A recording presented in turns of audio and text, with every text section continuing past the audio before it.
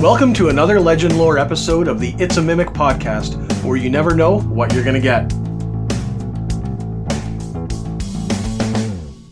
Welcome to another episode of Legend Lore, where we explore and discuss books and media related to tabletop role-playing games. I'm Adam, and with me is Brad, and today we're covering Forgotten Realms, Heroes of Faerun. Before we get into this product, though, let me ask you a couple of questions. Let's roll some initiative. Sure. It's a 17 for me. I guess I'm asking myself the first question. Sure. I guess, what do you know about this book going into it? Very little, actually. This book caught me off by surprise. I didn't even know it was coming. And then when I did hear about it, it was actually very exciting, but I've intentionally been holding off because I know how these episodes work. I haven't had a need to dip into it yet, so I've been saving my first impressions to make it a genuine first impression. What I know about this book is that people are... the nerds online have all of the opinions about it. They always do. Yes. So I know that they kind of reprinted the Purple Dragon Knight. It's called the Banneret now, and it is equally as bad as it was before. So who cares? Yeah, sure, that's right? That's 4 pages I don't have to read. Yeah. But the lore in it is solid. There's some really fun other world building things in here. Remember, the last time we got a Forgotten Realms dedicated book, and we get 2 this time, so the next episode will be the other book. But the last time we got one was Sword Coast Adventures Guide, which was literally the worst book from 5th edition. It was. So it was we've crapped on the book so much, we don't need to do it again. No. It's bad. But this was a long time coming. I'm glad that they've done it. Dan was over here to play D&D a couple of days ago, and he's a Forgotten Realms nerd. Yes, right? he is. So he didn't know the books were out yet because he's been kind of unplugged from D&D. Yeah, he's been out of it. But I put this in his hand, and he giggled like a schoolgirl going through it. So that's good. So high praise from his, Dan. Yeah, from his first. For those of you who remember Dan. So how much do I know about it? I know a little bit. I've read what the nerds have popped off about. I've actually cracked open the other book a bunch and gone through it. Yeah. For prep work and whatnot. Right. People on the Patreon will be able to hear me, I think, rant in the next week or 2 about... I prepped our Christmas one-shot. Oh, nice. Christmas special out of this book. And so I'm excited to That's fantastic. That, so. But the player's book, the Heroes of Faerun, I don't know. I've glanced at the art, and that's about it. Sure. All right. Well, I guess question 2 is, what do we hope to see in this book? It's the player's book, right? So you're going to hope to see some new flavor of classes, subclasses specifically, I guess, right? You're going to hope they're at least halfway decent, right? Purple Dragon Knight is never a good starting spot. It can only get better, but how much better? Because it's not great, but... There are a couple of thematic ones in here that I'm excited to dig into. I hope they're good. You know what? Honestly, for a book like this, I would rather see flavorful stuff than power. I don't care about power fantasy, but I'm also not a power fantasy player with D&D. I want my flavor. And my big complaint was that when they were going setting agnostic with everything, we wouldn't have lore or flavor anymore, and it would just be bland. That's my big hope for this, is that we're going to get legitimate, committed lore and flavor. It doesn't need to be a whole lot in this book. I want it more in the other book. Sure, yeah, this is, but there needs to be enough to, hook the players. For the players. You want your deities in here, right? For your clerics and your paladins. Yeah, that kind of stuff. You want that sort of stuff, so I'm hoping that's in there. Yeah, give me a world map to say, if you're this kind of subclass, you're likely from this region. Yeah, what regions that kind of shit. And you'll notice, it's Faerun. It's not the Sword Coast. It's more. So I'm hoping that we're finally expanding beyond the Sword Coast and whatever's up the Spinal World. Yeah, but I would like to see what else is on the rest of the continent if you go east. Yeah. Right? Because we haven't had anything from there since 4th edition, so... Yeah. 5th edition, early 5th didn't touch it at all, right? We got the Sword Coast and that was it. That was it, yeah. So, yeah, and then concerns about the book. My concern is that it's going to be shallow. It's going to be surface level. It's just going to give us stuff we already know, stuff that already exists in hundreds of other books, but because it's a new edition, they can just I'm worried they're just going to reuse what's already existing. That's my bigger concern. I feel like there's some stuff that definitely got, I don't want to say recycled, but they started, their square one was the same square one that they used before. Square one's fine as long as you go deeper after that, right? As long as it's there and then more, that's fine. But that was the complaint with the Banneret, was that I think the lore got better, Right. but the mechanics didn't. So Sure. whatever, or at least it's comparably bad according to online reviews. Yeah. We're not going to cover that in this episode. There will be an episode where we're covering we'll cover fighters it and so, deep. Yeah, but I don't know. My concern about this is, that it's surface level, that we just bounce off of it. But for the player's version, it's okay if it's a little surface level. I want the deep dive in the other book for the DMs to be able to build and utilize and have tools. Yeah. This is for players to have tools and stuff. So I'm curious to see what we're going to have in here as far as like extra bonus mechanics that players will be able to use. Yeah, is there actually going to be new stuff in here that makes this book worth buying? It's interesting. I've seen the contents page, but I think it's going to be fun to crack this open. So perfect. You want to roll initiative again? You bet. Yeah. Speaking of content, let's jump into content. I got a 5, so I got 1 better. I got a 6. I'm 1 better than you. Great. Okay. So let's jump in. Part 1, right off the bat, we'll look at the cover here. So this is really cool on the cover. Some fantastic art, specifically characters that are well known from the Forgotten Realms. Yeah. I say well known. You've got Karlach from Baldur's Gate 3. Mm-hmm. You've got Minsk from Minsk and Boo for generations back, has been around a long time. Yeah. And Driz the Warden, also very well known, probably the most famous NPC in all of D&D. And I actually don't know who that is above them. Maybe you recognize that face. Not off the top of my head. I don't know if this is supposed to be a filler for the player picture. Absolutely knew at one point. Yes. I have seen her art before. Okay. Hold on. What is the map on the inside? Yeah, I was going to see if I can get to the inside and tell what's on the cover. But yeah, there's a map of, it looks like, the Sword Coast and the surrounding areas. Oh, that's so we're already seeing more of, we've got Forgotten Lands, we've got the Arcane Empires way out to the east, the Old Empires. So we are, like, right on the inside of the cover. We've got a map of Faerun, or at least a chunk of it. Clearly not all of it, but way more than the Sword Coast. So that's a good, promising start. Yeah, I think that if you go any further east, we do kind of know it's there. The average citizen doesn't. So right, yeah, it's not for a player's book, that it's fine to it stops at the Arcane Empires, goes to the Trackless Sea. So. Yeah, and we do see Cholt way down there in the south, so it is at least mentioned that exists. Mm-hmm. And then we get into the interior cover page, which has a very cool onyx panther cat of some sort. Cool. Just lovely art. Is that Dritz's? Oh, it might be. What's the cat? Yeah, sorry, I'm not deep enough in that lore. I'm reading the Crystal Shard right now, but I don't know how to pronounce it. Every time I read, I just read Guinevere, and I'm not sure that's true. You know what? That's probably it. Good enough, anyways. I'm just trying to see the other name here is Varya Safar. I don't know who that is, unfortunately. Somebody can fill us in, because I know there are people out there who are yelling at their phones, at their computers, at whatever they're listening to right now. But that is who we've got there. I'm going to the Dungeon Master's Guide. I've walked away from the mic for a sec. Dungeon Master's Guide to, because they have a lore glossary at the back of it. Oh, yes, that's right. And I wonder if she's name dropped in it. Because Minsk is here. Oh, I'm sorry, it's Jarlaxle. It's Vajra. Yes. Safar.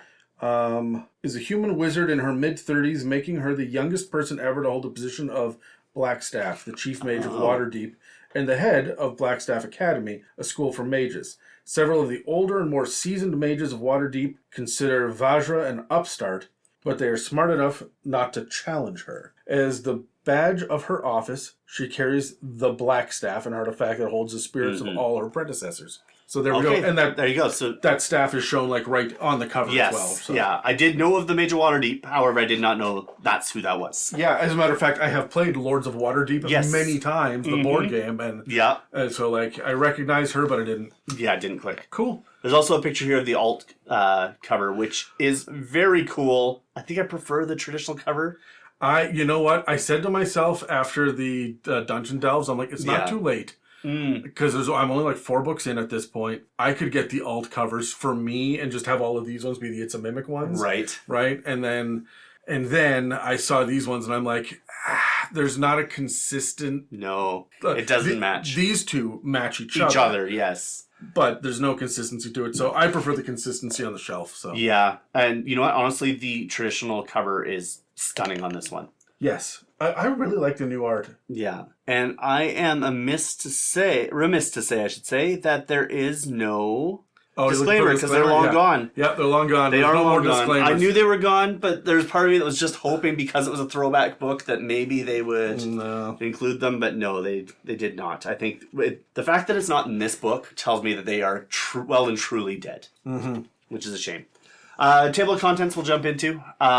So we have, 6 chapters here. Gives us character options, guide to the realms, gods of Faerun, Aurora's whole realms, which will be interesting, magic of Faerun, and factions of the realms. So that's what we can look forward to getting into. How many pages are we? We're a total of 188 pages. At the index. At the index, yeah. So 190. So that's relatively small, but 2 books. Yeah, but again, this is the player's handbook, right? You'd expect the player's handbook to be like 200, 250 maybe. Yeah. I think it's at the low end. I'm seeing that the Dungeon Delves was the same way. It was pretty light. But the box sets they've come out with so far have been hefty. Yes. So, I don't know. I think they're selective as to where they put the depth of the books. Yeah, and I'm also going to say this. It means that there's not a whole lot of bloat. No, which for a player's handbook. Let's be honest, most players' books, how much of it actually gets read by a player? Probably 10 to 15% of it. Yeah. Just the part they're interested in, so I don't think these books need to be massive. I'm apologizing for a company that is a multi-million-dollar... They could fluff this up to $250 and spend the money if they wanted to, but they're not going to. It's Hasbro. Yeah. So, anyways. Yeah. Look at that splash page. Some stunning splash art. So, Welcome to Faerun is right at the beginning. Here we are. That is just freaking amazing. What kind of dragon is that? That's new. Yeah, I don't recognize. I bet it's included in the bestiary in the other book. Yeah, the Pegasus is stunning as well on the other side. Yeah, it looks very, very beautiful here. So, it's a world of epic heroes. Chapter 1, it just breaks down. Chapter 1 is character options. Chapter 2 is...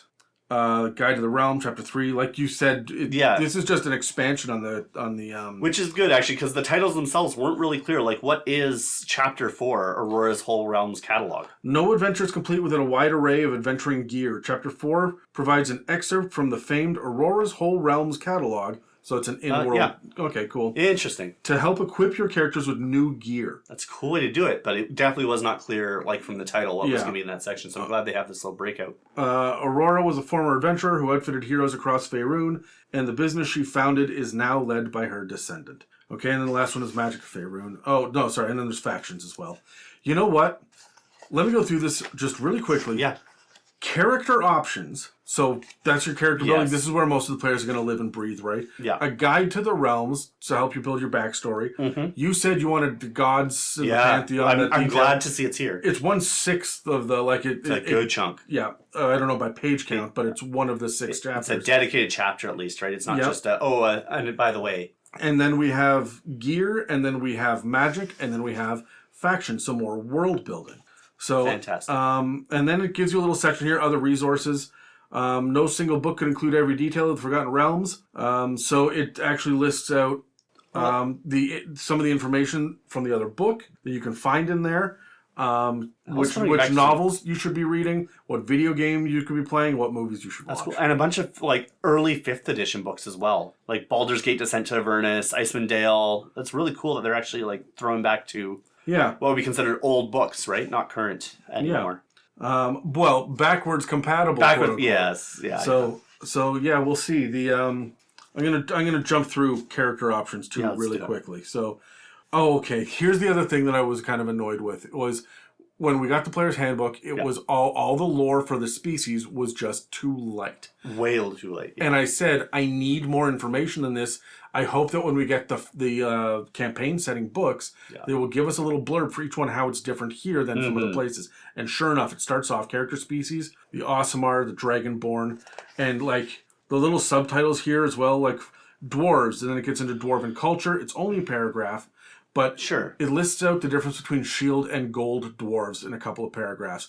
It talks about the Duragar, which were missing from all of the core rulebooks, right? Yeah. So it's really nice to see this, and it's hitting all of them, all the way through Goliaths even, orcs, and then we get into subclasses, a little breakdown of them. Instead of me flipping through every one of the subclasses, we know the art's going to be amazing on it, but like, here's what we have in this book. Bardic College of the Moon. A bard trained by druids of the Moonshae Islands with a special connection to local folktales and mysterious shrines called moonwells. Interesting. When Dan opened this up, he cackled loudly and said, "It's a bard that can heal." Yes. So, knowledge domain cleric, which we've seen before. So it's not a direct reprint; it's a familiar flavor. Yeah. The banneret is the fighter who leads others into battle. It's the charisma-based fighter, the quote-unquote leader. Yeah. That's not a battle master, and that's the purple dragon. Yes. Like it falls apart. So, and then we have Oath of the Noble Genies is a new paladin. Interesting. Yeah. A paladin empowered by the elemental magic of the genies of Kalimshan. I'm interested how they fit that in lore-wise. Mm-hmm. Why is this a specific Faerun thing? Well, because we're so used to just the Sword Coast, right? Yes. When you go east and south, there's a lot more flavorful and interesting locations. Yeah. I just hope we get the depth of that, right? Rather than, oh yeah, here's Faerun, they've got genie paladins. Go nuts. Well, chapter 2 is a guide to, so I'm hoping. Hopefully. My most, the one I'm the most excited for is the Ranger, which is the Winter Walker. Ooh, that is exciting. I am excited to see that one. It wields the magic of cold and ice. Scion of the Three is a sorcerer. No, it's a rogue. And you'd think that it would be a warlock because this is a rogue who taps into the deadly power of 3 evil gods: Bane, Baal, and Mirkul. Wow, just as if your rogue wasn't edgy enough. Right? Let's just get the grinder out and really get those edges sharpened up. And then for sorcerers, we have Spellfire Sorcery, which the Pyromaniac Sorcerer is a trope. They lean into it. And then, of course, we get the new updated Blade Singer for wizards. So that's... I saw a couple of complaints from people that I don't think know any better. They're like, why didn't we get one for everybody? You can see who the favorites are. I'm like, no. This is... We got 8. That's good. Yeah. That's a good, solid spread, too, right? So... Anyway, just flip it through. Like I say, the art is very similar, laid out like that vertical half-page art, same way it is in the all the new books. Yeah, the player's handbook. Anyway, so all the way through. You wanted to just really quickly see the Oath of the Noble Genies. Paladins sworn to the Oath of the Noble Genies revere the forces of the elemental planes.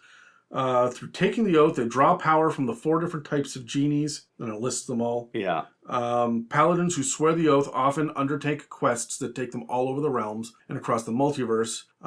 They share the following tenets. Here you go. Okay. Sow the seeds of creation amid the ashes of destruction. Okay. Lead with splendor and grace. Respect the elements and fear their wrath. Okay, so really not what I wanted at all. There's nothing specific. There's no reason this couldn't be in any setting based on what I'm seeing there.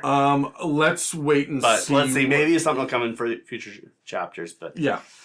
So moving forward, even the Scion of the 3 rogue was a tiefling. Yes. It's gonna get edgy. Edgy. And you know what? There you go. But Scion of the 3, you at least have deities that are within this realm, so it makes sense that they're tied to this book.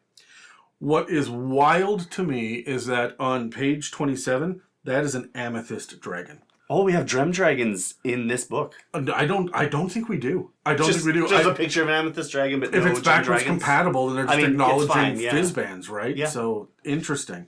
Gets into backgrounds. These backgrounds are all very specifically dedicated to different factions and stuff in this realm. And that's common with Faerun. Well, actually more so with Waterdeep than all of Faerun, but... There are some that are here's one, Genie Touched. Okay. I think they're really tying into... They clearly are tying the Jinn in. Yeah. But the faction backgrounds, there are, 2, 4, 6, 7 of them. Yeah, you got the Harpers. You have some of the factions specifically from Waterdeep, but there are stuff from outside of Waterdeep as well. Yeah, so the Dead Magic Dweller, the Genie Touched Ice Fisher. Ice Fisher, you got Icewind Dale in there. The Mythal Keeper. So Moonwell Pilgrim, that's great. So there's some cool stuff. And again, all of the art here is laid out very similarly to what we were before. However, if it's generic, it seems to be the landscape art. Right. But if it's for a faction, you get 3 individuals that are part of the faction in the that's artwork. Cool. That's cool that they differentiated them. That's really fun. Moving through them all, because we don't have time to go through. I'm at least glad to see that these seem to be tied to Faerun specifically. Holy shit, we got a bunch more feats. We have... If you're into feat, this is your book. We have 12 or 14 epic boons. One of the complaints I saw was that they don't feel epic enough. And my comment to that is, That's because you're supposed to get them at like level 21 when you're you're already massive. It's just like a little icing on top, right? Cherry on top. Yep, and then you get origin feats that look like they're tied directly to the Waterdeep factions. Yeah. And then other, general ones. More general ones that are like Coldcaster, Dragon Scarred, Lordly Resolve, that kind of thing. So like these are cool. I'd be interested to go through them because I've heard a lot of criticism that it's some are more powerful than others, but I'm like, depending on what level you're picking it at or whatever. So it scales, right? All right, so here you go, Chapter 2. All right, yeah, let's hop into it. Chapter 2, we're dealing with a guide to the realms. So this is going to give us kind of our overview of Faerun and all the regions within Faerun. We have right here at the bat, there's time in the realms. So how does the calendar work? So we actually get the proper calendar for Faerun, right? All of the 12 months. We get their name and then their common name as well, so that's kind of cool. We do get like that depth of it. Special days on the calendar, right? Holidays, things like that. So we get midwinter, midsummer. It's fun. It's neat to have. I want this in the DM book. I don't like. Sure. Tell me the player that cares. You know what? I'm okay with, because this is fairly shallow stuff, I'm okay with this getting in there, because I think you are going to have a player who's going to ask you what day of the week, what time of the year is it, what festival. There are going to be some players who are interested in this stuff. I just have found personally in my games, by the time that a player gives a shit about the calendar, they already have bought the DM books. They're going to do that research regardless, but whatever. It's fine. I'm not going to complain that they added this. No, it's fine. All the different currencies based on which realm they're in, who trades in them. Is Electrum still in there? I do not see Electrum. Well, sorry. It is a little bit different in the fact that it's dealing with like factions in their currencies. Oh, gotcha. Okay. More than actually like what is each section of it. We get a timeline of the realms. So from the Days of Thunder, right, 35,000 years ago to now. Good. How detailed is that timeline? Like how? Not at all. It's like a paragraph for each, or sorry, a sentence for each segment. It's just giving you an idea of what the times are, but you're not getting lore from any of them. Fair enough. I mean, it's not. It's going to be spoken word lore or like odd old text. This is basically more of a primer for if you're in the world, you'll know, hey, this is like our medieval times, our Iron Age, our Bronze Age. Right? You're not getting a history lesson on each one. You're just getting, here's the ages. Sure. And there's a section here on adventures. So some famous adventurers throughout time. Like what is the role of adventures in the world? Okay. With a very cool blue dragon art. Like that's that neat. is very neat. Yeah. And we also get the regions of the realms. So we were talking about earlier how far reaching everything is, and it looks like we're kind of getting as far as has been covered before. Nothing brand new, but at least we're getting the breadth of Faerun rather than just a small section. Regions and languages as well. We're going to get all the languages. Christ, that was an absolute nightmare to deal with because they listed all that shit out in the Skag book, and it was so like unnecessarily complex. Like I'm glad they've done the world building, but they devoted too many words to it in that absolutely piss poor book. Right? Yeah. So and if you can't decide what languages your character knows, roll on a D100 table. They've got one for that. Oh, nice. Just randomly assign whatever. Fair enough. It's fun. And then we get a map. It's very similar to the map we saw on the inside cover, but this one's actually color-coded by region. Nice.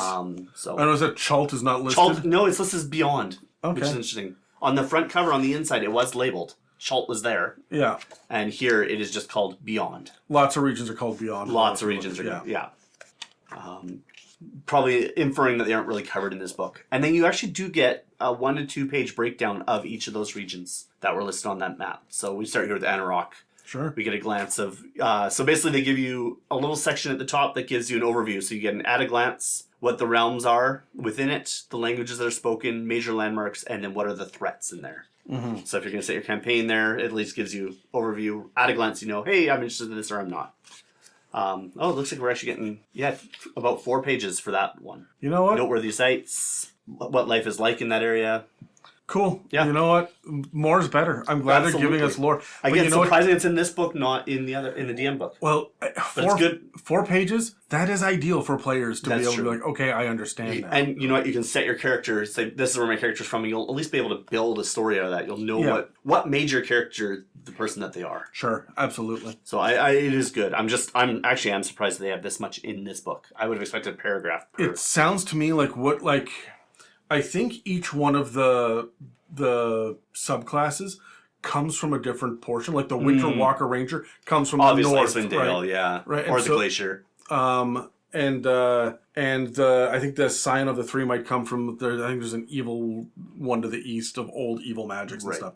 So like I think that they're tying in the Noble Genie would be from one of these specific 4-page down breakdowns of this country or this large region, right? Yeah. So that's enough details. I'm happy that they. Sure, it wasn't included in the class, or in the subclass breakdown, but it's here in the book. It is here, so that's good. Yeah, absolutely. We get Thay. Algron Thay. Yeah, that'll make some people happy to get some details on Thay. Yeah. Oh yeah, look at that. We have Art of the Citadel from Thaymont, so that's pretty cool. All right, and it's again, just the same lands, over so it's again. more and more. We're getting the kind of same for all of these different regions. The Hearthlands. We're gonna quickly flip through all these, try and get to the end. Through the north. Old empires. So there's quite a bit here into the Trackless Sea. Like this is probably almost a third of the book. Maybe not quite, maybe a quarter, but it's a lot. It's a lot. It's a big section, and then beyond. So it's all those areas called beyond. They kind of get one bit covered. All right, and the Gods of Faerun. This one interests me because we're doing the Pantheons series, and we've identified 15 gods or 15 episodes to go over. So a lot of gods for Greyhawk. And I think we're only we've done 2, 3, 4, 5, 6, 7, 8, 9, 10, 11 or 12 gods they've gotten through so far, and we're on episode 5. Yeah. Right? And so I'm curious to see, is this going to be as deep?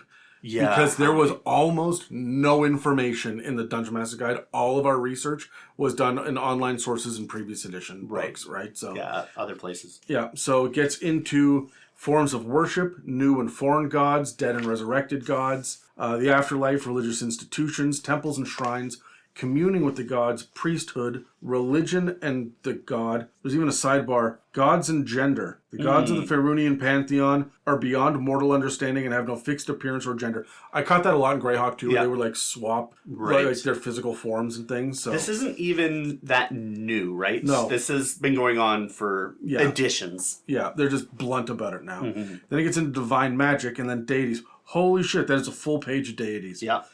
Oh, that's so many Pantheon episodes. Oh my god. How am I going to deal with this? Do they all have a break? Because we got a half page in the DMG for Greyhawk. And this is a full page. And then... Yeah, each one's got a column. Each one has a half page, like a vertical half page. Including Asmodeus, Auril, Baal, Bane. So those that the three Scion, those ones must be there. That's great. Gond even gets a full page. Yeah, you could tell who the favorites are. Yeah, or at least Helm gets a full page. Ilmater gets a full page. I mean, these are the ones that have been around a long time with a lot of depth over history. So Lathander, Lolth gets a full page. Yeah. Wow, this is... none of these full page ones surprise me that they get a full page. No.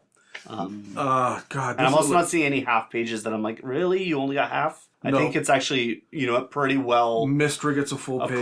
Of course Mystra gets a full page. I mean, half of it is the Knights of the Mystic Fire. Sure. Actually, that's what it is. Yeah. Sorry, Saloon gets Sword of the Lady. Hold on, let me go back. Oh, it's their factions. It's their factions. Lolth gets the Silken Stewards. Oh, okay. So, the big ones get...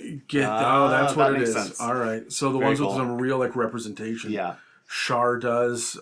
Soon does. Torm. Tempest does. Tyr. My man Tyr is only a half page. Actually, and he doesn't get his full... You know what? That's not surprising. Tyr's are very cool, but not a lot I love Tyr, but it's not surprising.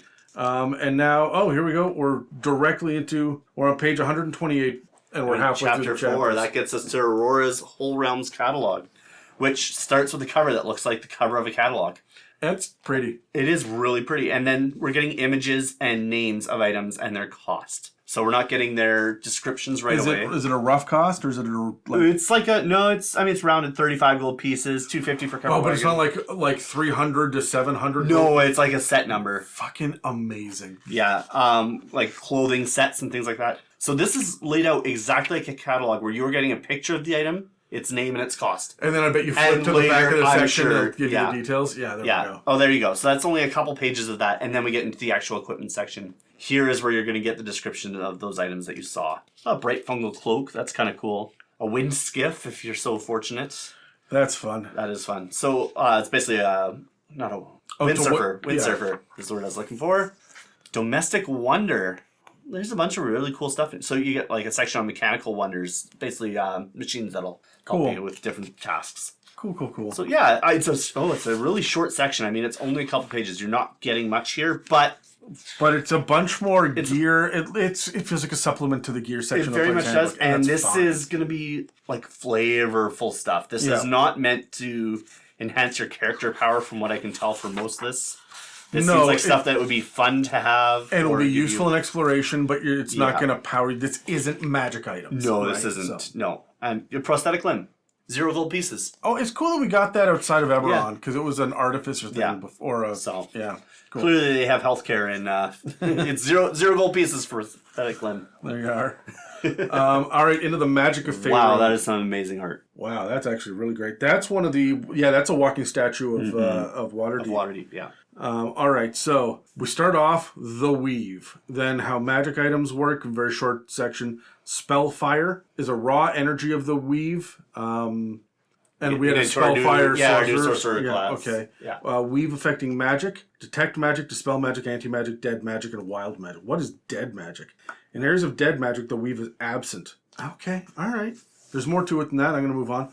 Mythals get a section. High magic. So here's one of the new things, Brad. Yeah. Circle magic. Okay. What is circle magic? When a group of spellcasters collectively channel their magic into a single spell, they can enhance and augment that spell's magic in powerful ways. A spell cast in this way is known as a circle spell. So you need to get a bunch of magic casters together to be able to cast stuff, and it's apparently very powerful. One of the big complaints is that this is game breaking. I mean, yeah, if you can manage to pull it off and get the number, like... Well, yeah, if you got the right people in the right place with the right spell doing the right thing. And you're going to attract attention if you're doing something like this. Yeah. There's going to be someone who's going to probably want to interrupt it. This is a part I have looked into before. Yeah. It feels like a phenomenal plot hook for DMs to use. Yes. However, I would allow my players to really dig into it once in a campaign, maybe, right? And probably towards the end, right, as you're like calling on some really powerful magic to do something, because you just have no other option. Exactly. Because I would also imagine the consequences, the fallout for a spell of that magnitude, there should be a consequence to it. There's rules for, or at least there's paragraphs for secondary casters completing the casting.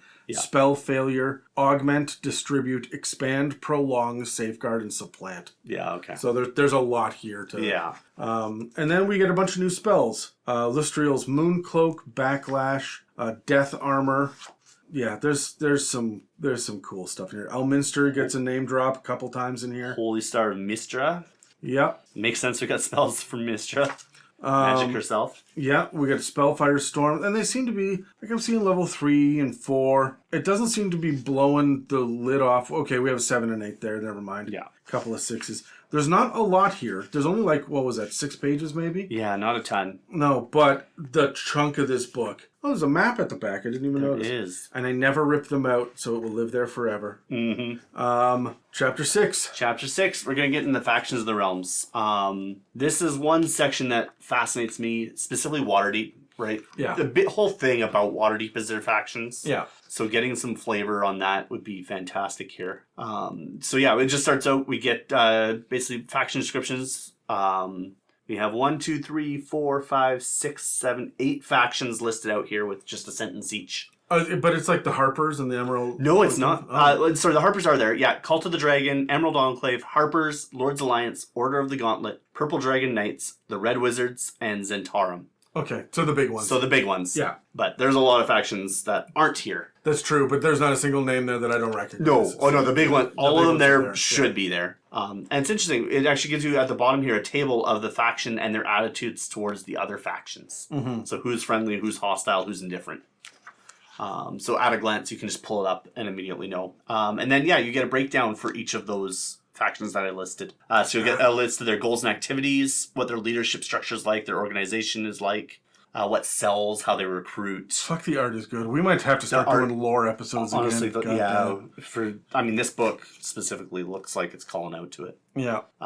Renown rewards. So as you gain renown with them, you will get, what kind of benefits do you get? Back into this old faction. Mm-hmm. Okay. Right. Like it's really making the factions a player in the world. Yeah. With actual mechanical benefits to you. Which is good, because a lot of times it gets left by the wayside otherwise. Absolutely. As well as like what benefits you get from just being a member, and little trinkets that would mark you as a member of them, and kind of what especially would affect your character by joining this faction specifically. Sure. Blessings, and then again for all of them, same kind of thing, right? Goals, leadership, all that stuff. It's all in there. Cool. So each one of these. Oh, the Emerald Enclave has a list of all the creatures. So if you were a druid that was associated, what would who would you typically go into? Again, the art stunning, unsurprisingly. You get the Harpers. So it's more of the same, right? But each of these are getting 3, 4, 5 pages. That's fantastic. And you want to know.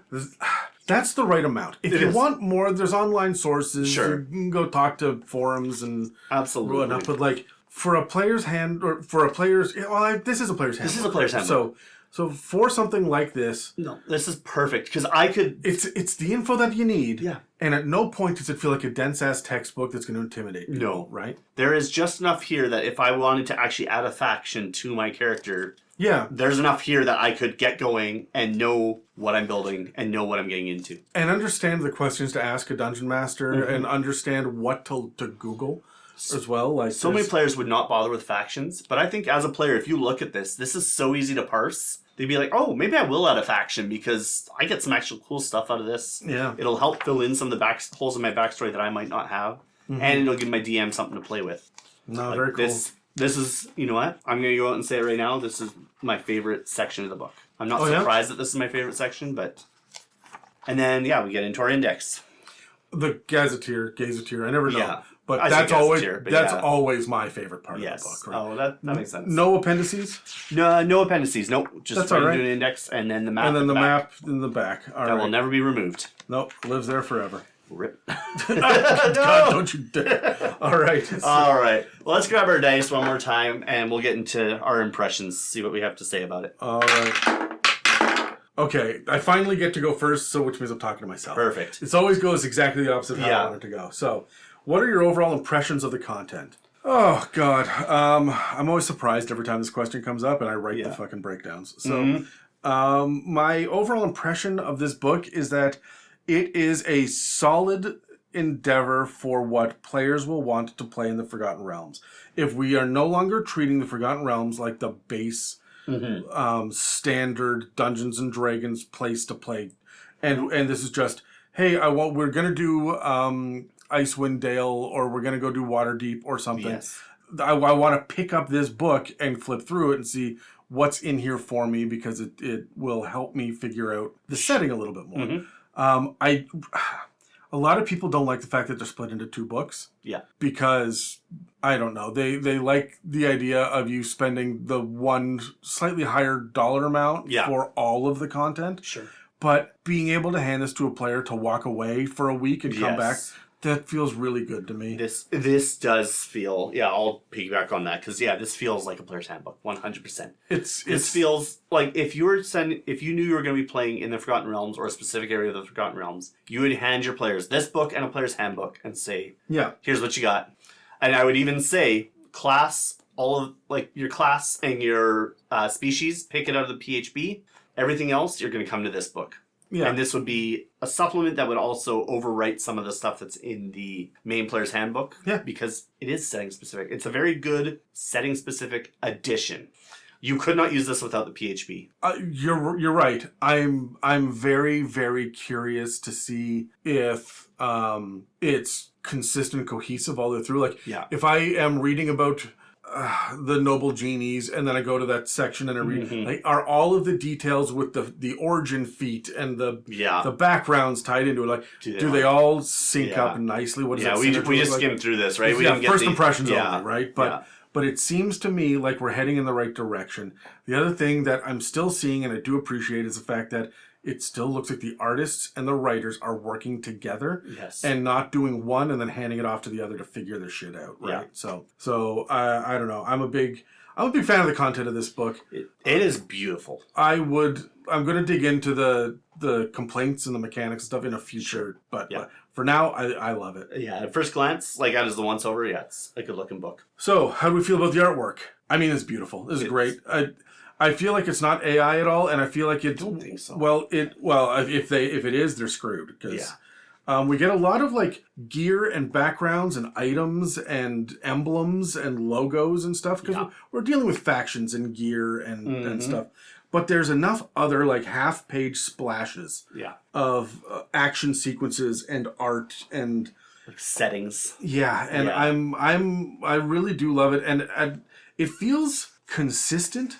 Yeah. In a way that a lot of other books haven't. Like you can tell, there's like 6 different artists. Yes. This feels like there are still different artists for sure. The line work is different, but it's that same kind of popping off the page, right? Yeah. The saturation is fairly consistent. I think that's going to be how we identify like 5.5. Absolutely. In future generations, we'll look back and be like, oh, that's the one that was bright. Yeah, the stylings are different, but the bright colors, they're not afraid to use ink. The art direction, yes, is like it is clear that there's art direction, and it's not just a bunch of artists who are set off free to return whatever they wanted to come up with. Yeah, there was direction. Yeah, very cool. So what grade do we give it? I have been accused of being way too forgiving on new books. I have been too. Because I like the new pretty things, right? And so it's shiny and I like it and I want to pet it and I love it. Until the next one comes along and then I forget about it. So in all honesty, this is going to sit as a B. There's nothing in here that blew my fucking mind. However, the layout, the art, the overall direction of the book, which chapters were included, the information that was included in the chapters, I can't get into details about, well, this feat does that, or this subclass feature does whatever. Not at this point. But as it stands now, this all feels like a good product. It feels good in a way that a lot of the campaign books in the past have felt jam-packed and messy. Like, I love the Ravnica book, but it is a tome. It is. Right? Yeah. Or Theros. Like, I love the Theros book, but we kind of skim off of it. Like, it's a lot and it's shallow, right? Or Strixhaven, which was like 1/4 of that book was adventures, and it was not my cup of tea. That book had no identity. I wish it had 1,000 brilliant fucking ideas that had no. There's no through line on it. No. So I will solidly give this a B. In all honesty, I've gone back and looked at the rankings that we've given some of the books, and we've been wild in the past. Yeah. I'm comfortable with this as being a good, borderline, pretty great book, right? Until I get into the details. Some of it's going to hit, some of it's going to miss. Some of it's going to be overpowered, some of it's going to be underpowered. That's how these things work. Sure. So as a general product, this is a solid B. Yeah. Yeah, if I'm going to give it 2 separate rankings here because as a product, I agree with you, it's a B. For me personally, like where this book ranks as far as my interest in picking it up, it's a C+. You're not going to bother? No. You know what it is? It's the subclasses. They don't interest me in the slightest. It's interesting because they don't interest me either, and I wouldn't pick it up. But then again, I never play. Yeah, you never play, whereas I do. Like the only one in there that was somewhat interesting to me was the Bard. Oh yeah. The rest I could have taken or leave. And you're a paladin guy. And I'm a paladin guy. Yeah, but that like I don't know, genies have never interested me anyways.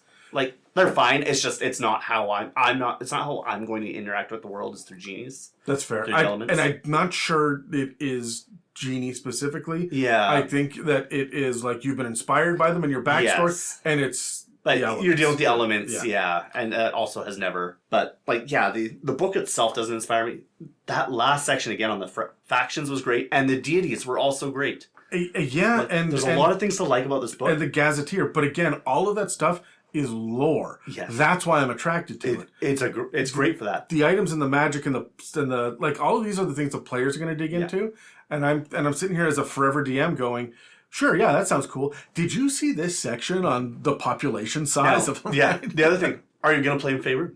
Like that, this book is it's great that it's so specific, but it's the mark against it as well. It is so specific that unless you're playing in Faerun... Well, that's every campaign setting. It is. I am going to unequivocally say, yes, there will be things that I play in Faerun. I will end up... at some point doing Tomb of Annihilation, or like there's enough from 5th edition. Yeah. There are enough other so many other books that are set in Faerun. Then this is going to be a better help than the Sword Coast Adventures Guide ever 100%, yeah. So even without the other like lore book, the DM book, this is a better supplement to help a DM. If we're going to grade this against Sword Coast, this is an A+. Yeah, right. Yeah. But in the grand scope of things, like, I don't know, like quality of product, I'm happy to put it as a B. Personal preference, it's a C+. That's kind of where I land. I just, at this point, the only campaign settings that I want to play in, where I want to be a player and not DM it, is going to be just purely Eberron, Ravnica, and Greyhawk. Right. I'm just not really interested in... Planescape's growing on me a little bit, if I can be honest. Yep. But like, for the most part, I'm not interested in anything else that's come out since 2014. Right. But I'm more interested in DMing Theros than playing in it, right? Yeah. And I'm more interested in DMing the Forgotten Realms than playing it. So the player's book does not interest me too much, right? However, like I say, I was surprised how much good shit in here, like for DMs, there's a lot right? of good, when should someone add this publication to the library?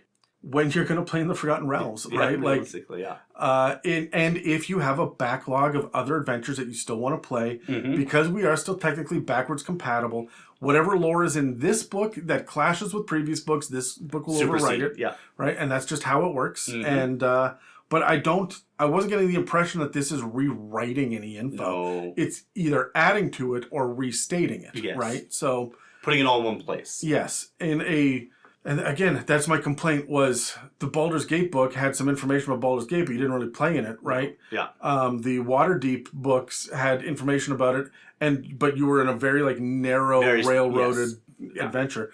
Icewind Dale, you actually got a pretty good... You got a little more. Yeah, you got to explore Icewind Dale, but there's not a whole lot there, right? No, it's a bit of a hellscape. So when you get these little pieces of information to help flesh that out, and like a dungeon master is going to want to know what this book has to say about Baldur's Gate. Yes. Right? And and you know what? I am amazed that this did not get a full chapter devoted to Baldur's Gate, the way that we've had chapters devoted to Sharn or other major cities. Waterdeep and Baldur's Gate and Neverwinter, they didn't get that. No, they didn't. And I'm surprised by that. And they may be in the other book. But they may be, and you have books that are dedicated to those locations already. But right, that stuff already exists. Right. I was kind of expecting there to be the plot hook in this book to make you buy those books. Right. Waterdeep is this and this and this. There are walking statues, blah, blah, blah. I wonder if the Adventures book has more of that, because again, this is for the players, not for the DMs. Anyway, that's it for this episode on The Forgotten Realms, Heroes of Faerun. If you've been inspired by any conversations in this episode, you can reach us through our subreddit, r/itsAmimic, our Facebook group, our Threads account, or on our Instagram. If you'd like to support us, you can check out the show notes below for links to our Patreon, as well as our website where you can donate or check out our store. And don't forget to like, subscribe, comment, and leave positive reviews. Every little bit helps. That's all for this Legend Lore episode of the It's a Mimic podcast. This episode and others can be found on Spotify, Apple Podcasts, YouTube, and most other podcast apps. Please take a second to engage with a like, follow, subscribe, comment, or review to help push our engagement. Thanks for listening to It's a Mimic, where you never know what you're going to get.